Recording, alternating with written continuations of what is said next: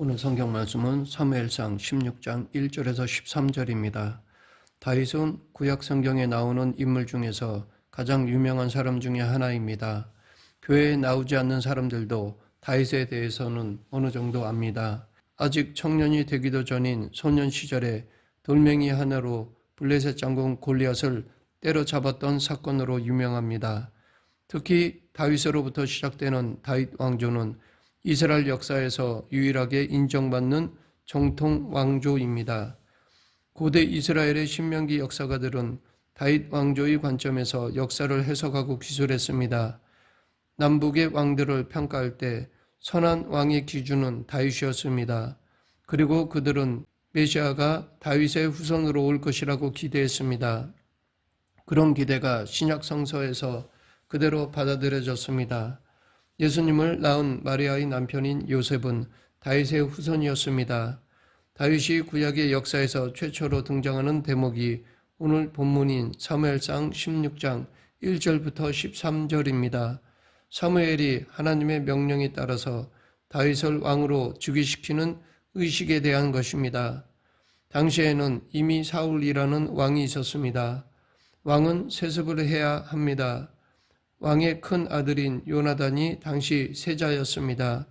그러하기에 요나단이 아니라 다윗을 왕으로 옹립한다는 것은 일종의 반역과 같은 것이었습니다. 그럼에도 사무엘이 이런 위험한 일을 불사한 이유는 사울 왕과의 갈등에서 비롯되었습니다.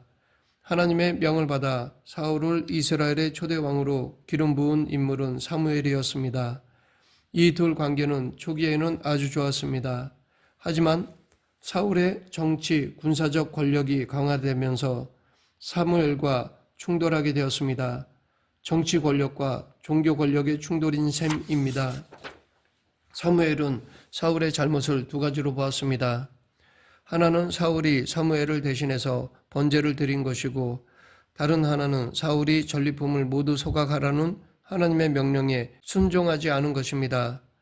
앞의 일은 블레셋과의 전쟁에서 일어난 것이고, 뒤의 일은 아말렉과의 전쟁 중에 일어난 사건입니다.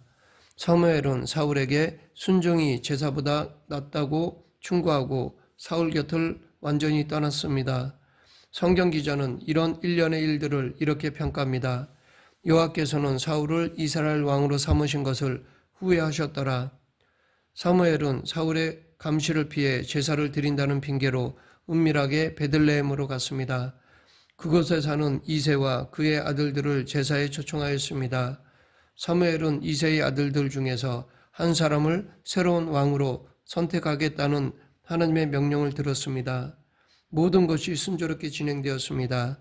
이새의 장남인 엘리압이 사무엘 앞에 나섰습니다. 사무엘은 마음에 들어 했습니다. 그러나 여호와께서는 사무엘에게 다른 말씀을 주셨습니다. 그의 용모와 키를 보지 말라. 내가 이미 그를 버렸노라. 내가 보는 것은 사람과 같지 아니하니 사람은 외모를 보거니와 나 여호와는 중심을 보느니라. 둘째 아들 아비나답과 셋째 아들 삼마도 그렇게 지나갔습니다. 7명의 아들이 다 나왔지만 사무엘은 아직 답을 얻지 못했습니다. 그러자 사무엘은 이새에게 내 아들들이 다 여기 있느냐라고 물었습니다. 이새는 아직 막내가 남았는데 그는 양을 지키나이다 라고 대답하였습니다. 사무엘의 초청을 받고 형들은 모두 제사에 참석했는데 다윗은 그럴 형편이 못 되었습니다.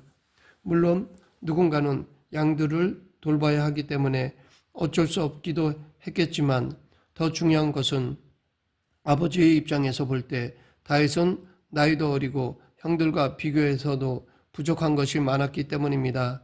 사무엘은 이새에게 막내 아들을 데려오라고 하였습니다. 그렇게 해서 다윗이 사무엘 앞에 나왔습니다. 다윗의 첫 인상에 대해 성경은 그의 빛이 붉고 눈이 빼어나고 얼굴이 아름답더라 라고 말하고 있습니다.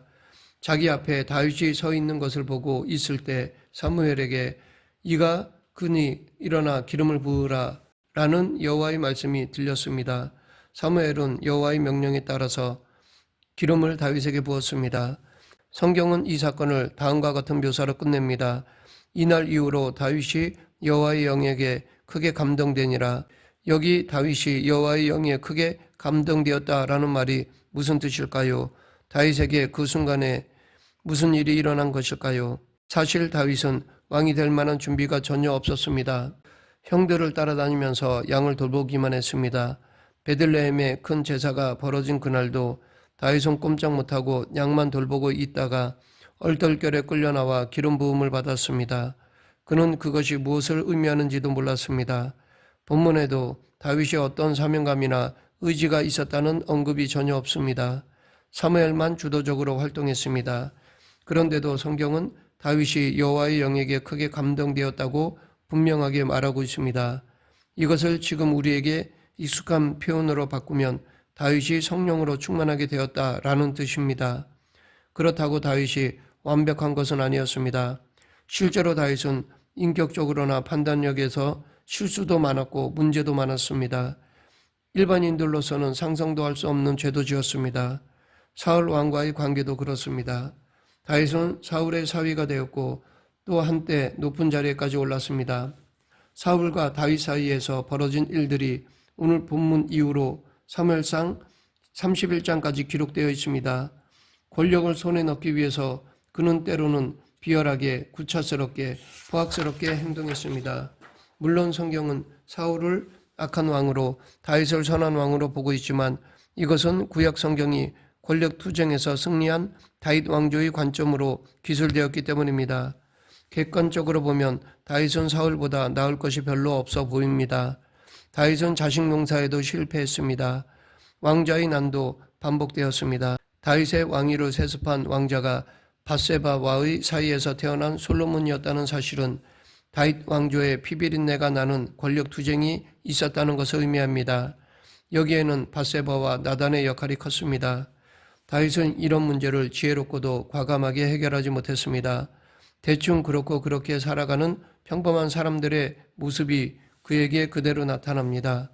이런 부분들을 보면 다윗은 성령의 사람으로 보이지 않습니다. 그렇다면 성경에서 말하는 이날 이후로 다윗이 여호와의 영에게 크게 감동되니라, 즉 다윗이 성령 충만하였다는 진술은 틀린 것일까요? 그렇지 않습니다. 여호와의 영에게 감동된다는 것, 성령 충만을 경험한다는 것이 무엇을 의미하는지 먼저 알아야 합니다. 성령 체험을 요술 램프와 같은 주술적인 것으로 생각하면 곤란합니다. 성령을 경험했다고 해서 삶의 모든 문제가 자동적으로 해결되는 것은 아닙니다. 성령 체험은 마치 예술 경험이나 문학 경험과 비슷합니다. 어떤 사람이 음악, 미술, 시에서 어떤 영감을 경험했다고 해서 무조건 창조적인 예술 작품을 그리거나 시를 쓰지는 못합니다. 그런 예술적 영감은 사라질 수도 있습니다. 그 어떤 예술가도 그런 영감을 처음부터 끝까지 일관되게 소유할 수는 없습니다. 그의 영적인 상태에 따라서 영감이 사라지기도 하고 유지되기도 합니다. 성령을 체험한 사람도 마찬가지입니다.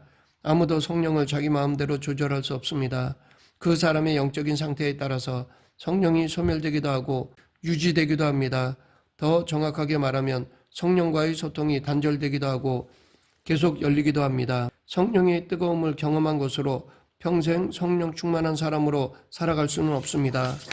혹자는 예수님을 영접한 확신이 있는데도 왜 자기에게 인간적인 한계가 자꾸 나타나는지 모르겠다고 걱정합니다. 이것은 믿음이 좋다고 자타가 인정하는 사람들에게 자주 나타나는 조바심입니다. 소위 청교도 신앙이 이런 것입니다. 이런 문제를 청교도들과는 다른 방식으로 해결하려는 이들이 소위 구원파입니다. 그들은 구원의 확신에만 매몰되기 때문에 자기 삶과 세상에 대한 진지한 성찰이 없습니다. 그러나 아무리 성령 체험이 뜨거웠다고 해도 우리의 삶에는 끊임없는 시행착오가 일어납니다. 다윗에게서 볼 수 있는 파렴치한 일들도 일어날 수 있습니다. 그래서 자신에게 낙심되기도 합니다. 성령 경험이 우리의 모든 구체적인 인생 문제를 일시에 해결해주는 알라딘의 요술 램프와는 다르다는 사실을 알아야 합니다. 다윗의 기름 부음 받은 장면으로 다시 돌아가면 그것은 왕이 되는 의식입니다. 다윗은 아직 왕은 아닙니다. 지금 다윗은 일개 목동일 뿐입니다. 자신에게 앞으로 무슨 일이 일어날지는 잘 모릅니다. 그러나 다윗은 이런 의식을 통해서 자신이 앞으로 어떻게 살아야 한다는 방식은 분명하게 알았습니다. 즉 하나님과의 관계가 자기 삶의 중심이어야 한다는 것을 알았습니다. 그래서 다윗은 실수를 할 때마다 하나님 앞에서 자신을 성찰했습니다. 성경은 다윗의 이런 부분을 높이 평가하고 있습니다. 다윗의 기름 부음 받은 의식은 우리의 세례 의식과 비슷합니다. 세례는 예수 그리스도와 함께 죽고 함께 산다는 신앙 내용을 예식적으로 표현한 것입니다. 세례를 받았다고 해서 우리가 갑자기 새로워지지는 않습니다. 여전히 실수하고 잘못도 합니다. 그렇다고 그런 차원에만 머물러 있으면 세례는 아무 의미가 없습니다. 세례 의식 자체가 우리를 구원하지는 않습니다. 그러나 세례를 기점으로 자신의 삶을 예수 그리스도와의 관계로 규정한다면 세례는 우리에게 결정적인 의미가 있습니다. 우리 기독교인의 삶은 기본적으로 세례의 반복입니다. 단순한 반복이 아니라 창조적인 반복입니다. 세례 영성이 우리의 삶에서 점점 깊어진다는 뜻입니다. 성찬식을 반복하는 이유도 바로 여기에 있습니다. 성찬식을 통해서 우리는 예수 그리스도와의 원초적인 관계로 들어갑니다. 그러므로 이 성례를 단순히 종교적인 의례로 생각하면 안 됩니다. 우리 삶의 큰 틀은 두 가지입니다. 그것은 삶과 죽음입니다. 어떤 식으로든 이 세상에 살다가 어떤 식으로든 죽습니다. 물론 이 세상에 살아갈 때 약간의 차이는 있습니다. 물질적으로 좀 더 넉넉하거나 다른 사람보다 좀 더 건강하게 살기도 하고 좀 더 오래 살 수도 있습니다. 그러나 삶과 죽음이라는 큰 틀에서 보면 그 차이는 별게 아닙니다. 그렇다면 지금 우리는 어디에 관심을 두고 있습니까? 삶과 죽음 자체에 관심이 있으신가요? 아니면 그것의 겉모양인 좀 더 넉넉하거나 건강한 것에 관심이 있으신가요? 성례는 전자에 초점을 두는 예식입니다. 예수 그리스도와 함께 죽고 예수 그리스도와 함께 산다는 것에 마음을 맞추는 것입니다. 매일매일의 삶이 이런 삶으로 사는 사람이 성령의 사람인 것입니다. 다윗은 그렇게 살아왔습니다. 오늘 본문 다윗이 여호와의 영에게 크게 감동되었다라는 말씀은 다윗의 삶이 끝난 뒤에 내려진 그에 대한 평가입니다. 문장만 보면 다윗의 소년 시절이 배경이지만 실제로는 그의 삶이 끝난 이후의 평가입니다. 다윗은 비록 인간적인 실수와 죄를 범했지만 끊임없이 하나님의 말씀과 기도로 살았습니다. 말씀을 맺겠습니다.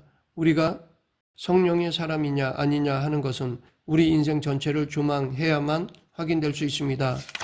내 삶의 전체는 지금 이루어가는 중입니다. 그러하기에 지금의 삶이 중요합니다. 지금 자기를 부인하고 자기 십자가를 지고 예수님을 따른다면, 전적으로 하나님만 의존한다면 우리도 성령의 사람으로 평가받을 수 있을 것입니다. 성령 충만을 간구하며 말씀을 붙잡고 살아가는 저와 여러분이 되길 간절히 축원합니다. 기도하겠습니다. 생사와 화복을 주관하신 하나님 아버지, 저희에게 성령 충만을 허락하여 주시고 오직 십자가의 길을 걷는 성도가 되게 하여 주시옵소서. 예수님 이름으로 기도드립니다. 아멘.